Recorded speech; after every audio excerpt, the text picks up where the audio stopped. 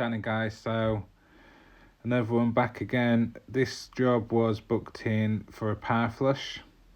The system doesn't work. Some engineer came out, said do a power flush and it's all going to work. Somehow that job's ended up being screwed over to me. I came around here, first thing I seen was that bloody radiator with the massive rust hole in it, and I was like, you can't power flush this system. So I tried to have a little look. I could feel that the pump was definitely spinning. Unblock it. Put a magnet on the pipe, nothing was sticking to it, so I'm thinking, oh, it's probably alright. I felt the bypass, and the bypass was absolutely baking up. So I closed both the zone valves off, opened up the bypass, and I was still getting nothing up the return. So I knew straight away my bypass at the minimum was completely blocked, and possibly the pump as well.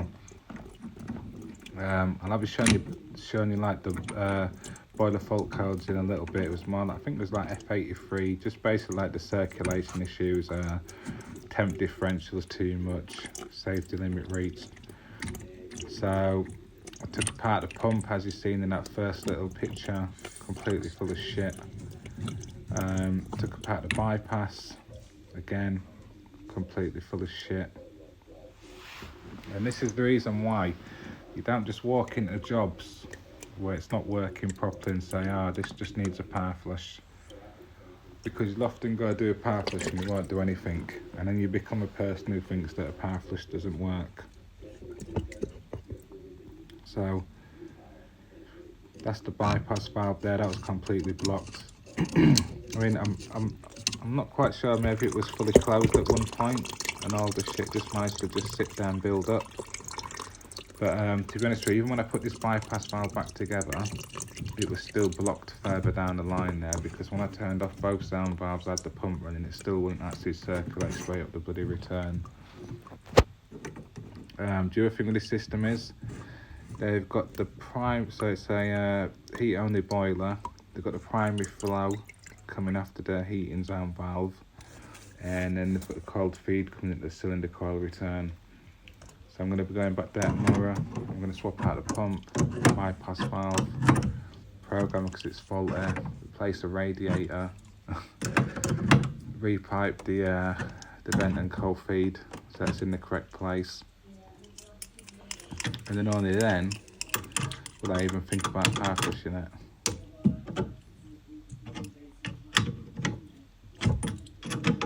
Yeah, it just drives me mad that a person's been there and they're going to power flush it and there's a radiator literally with a rust mark in it swelling up. And they don't even think to just check these little things.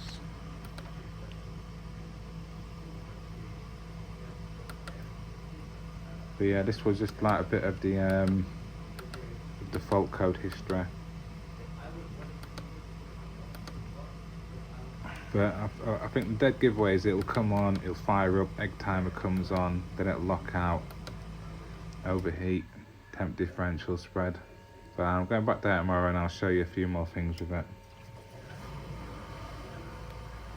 Just want to add as well, the crap in this system, it's not actually iron oxide, it's not magnetic.